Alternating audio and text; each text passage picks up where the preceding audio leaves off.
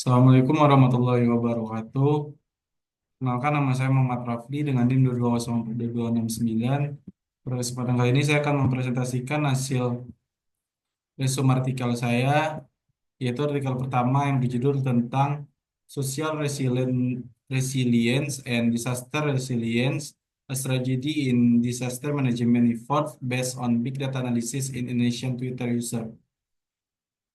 Adapun tujuan dari penelitian ini yaitu yang pertama mengidentifikasi persepsi masyarakat tentang penyebab bencana, yang kedua mengetahui upaya penanggulangan bencana menurut masyarakat, yang ketiga menentukan aktor yang terlibat dalam penanggulangan bencana, yang keempat menganalisis hubungan antara ketahanan sosial dan ketahanan terhadap bencana, dan yang kelima yaitu merumuskan strategi manajemen bencana berbasis analisis big data dari Twitter. Metode dari artikel ini yaitu data diambil dari Twitter pengguna Indonesia dari bulan Oktober sampai Desember 2022. Yang kedua teknik yang digunakan yaitu text mining atau MAQ, MAXQDA, analisis jaringan sosial atau GEPI, dan analisis SWOT. Total data dianalisis yaitu 17.955 tweet terkait bencana. Hasil utama dari artikel ini yaitu yang pertama persepsi penyebab bencana. Mayoritas 60,33% mengaitkan bencana dengan faktor keagamaan. Yang kedua, tiga penyebab utama menurut pengguna, cuaca ekstrim 26,27%, keberadaan sistem khalifah 22,69%, dan perilaku menyimpang dari ajaran agama 10,28%. Yang kedua yaitu upaya penanggulangan bencana. Mayoritas opini terkait fase pemulihan seperti trauma healing sekitar 19%, dan kegiatan keagamaan 14,35%. Penggunaan teknologi dalam manajemen bencana masih rendah yaitu 2,65%. Aktor yang ketiga yaitu aktor yang terlibat. Terbanyak disebut yaitu aparat keamanan sekitar 74,06%, diikuti oleh lembaga pemerintah lainnya. Peran masyarakat umum sangat minim disebut 0,24%. Yang keempat yaitu hubungan ketahanan sosial dan ketahanan bencana. Ada korelasi kuat antara keterlibatan aktor sosial dan efektivitas penanggulangan bencana. 6 klaster hubungan ditemukan melalui analisis jaring sosial. Yang kelima yaitu strategi yang dirumuskan.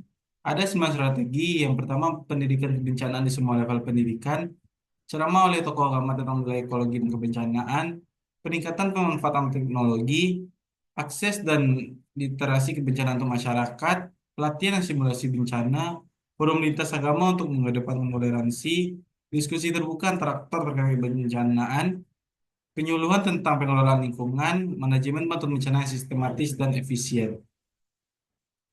Kesimpulan dari artikel yang pertama ini yaitu penelitian ini menunjukkan bahwa data sosial media atau Twitter dapat digunakan untuk memahami persepsi publik, hubungan antara aktor, dan ketahanan sosial masyarakat terhadap bencana.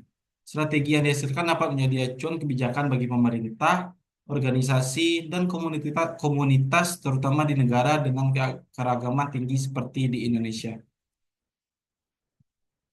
Masuk kepada artikel kedua yang berjudul Integrated Disaster Management Experience of People with Disabilities, Phenomenological Research on the Experience of People with Orthopedic Disabilities in Turkey. Tujuan dari penelitian ini yaitu menjelajahi pengalaman manajemen bencana yang terintegrasi dari individu penyandang disabilitas ortopedi di Turki. Metode yang digunakan yaitu pendekatan fenomenologi transendental atau kualitatif, wawancara mendalam terhadap 13 orang dengan disabilitas ortopedi yang pernah mengalami bencana, dan analisis dilakukan menggunakan perangkat lunak MAXQDA. Hasil utama di artikel ini dikelompokkan menjadi tiga tema, yaitu yang pertama persiapan menghadapi bencana, tingkat kesiapsiagaan yang rendah karena kendala ekonomi, kurangnya pengalaman, dan rasa pasrah, dan kesulitan akses terhadap pelatihan kebencanaan seperti materi, pelatih, lokasi tidak inklusif. Sistem peringatan dini tidak memadai dan tidak ramah disabilitas, dan antusiasme tinggi untuk ikut serta sebagai relawan, tetapi mengalami eksklusi sosial. Yang kedua yaitu kesulitan saat dan pasca bencana. yang terdiri dari evakuasi sulit, terutama jika ditinggal di lantai atas atau sendirian, dan area pengungsian dan titik kumpul tidak ramah disabilitas seperti toilet, jalur akses, distribusi makanan. Bantuan tidak merata, informasi terbatas, dan seringkali harus bergantung pada relasi pribadi. Dan akses ke alat bantu mobilitas seperti kursi roda atau kruk terhambat saat atau setelah bencana. Yang terakhir yaitu pembelajaran dan harapan. Dukungan keluarga dan komunitas sangat penting dalam proses pemulihan psikologis dan mobilitas. Dan penyandang disabilitas tidak dilibatkan dalam manajemen bencana, baik pada tahap persiapan, tanggap darurat, maupun pemulihan. Jadi kesimpulan dari artikel kedua ini yaitu penyandang disabilitas ortopedi lebih rentan terhadap dampak bencana karena tidak dilibatkan secara aktif dalam seluruh proses manajemen bencana. Diperlukan upaya kolaboratif dari pemerintah, sektor swasta, dan masyarakat sipil untuk menginklusikan disabilitas dalam kebijakan dan praktik kebencanaan. Masuk kita kepada artikel ketiga yang berjudul tentang Coordination Analysis in Disaster Management, a Qualitative Approach in Turkey.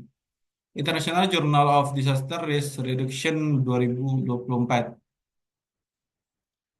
Tujuan dari penelitian ini yaitu menganalisis pengalaman profesional dalam koordinasi antar lembaga selama manajemen bencana di Turki.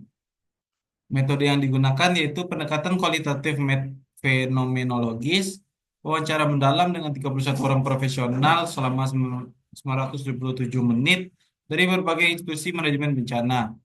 Analisis data yang digunakan yaitu MAX, QDA, dan tematik.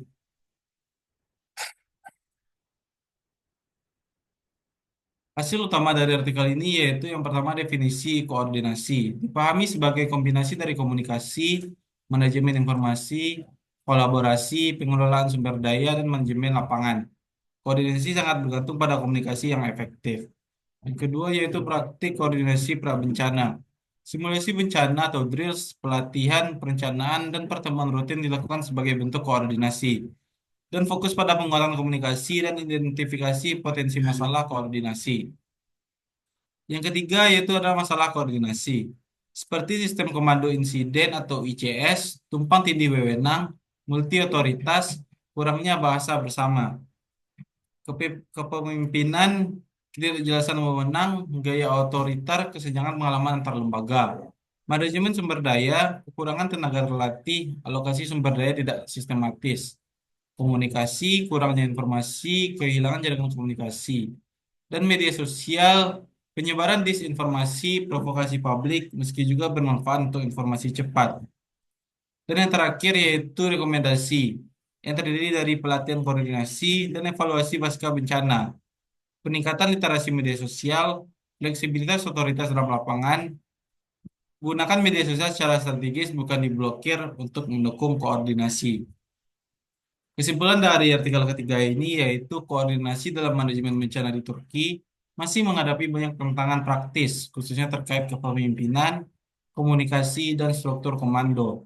Diperlukan integritas pelatihan, manajemen informasi yang baik, serta penggunaan media sosial secara bijak.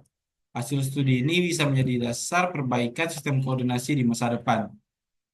Mungkin sekian presentasi artikel dari saya. Mohon maaf jika banyak kekurangan. Assalamualaikum warahmatullahi wabarakatuh.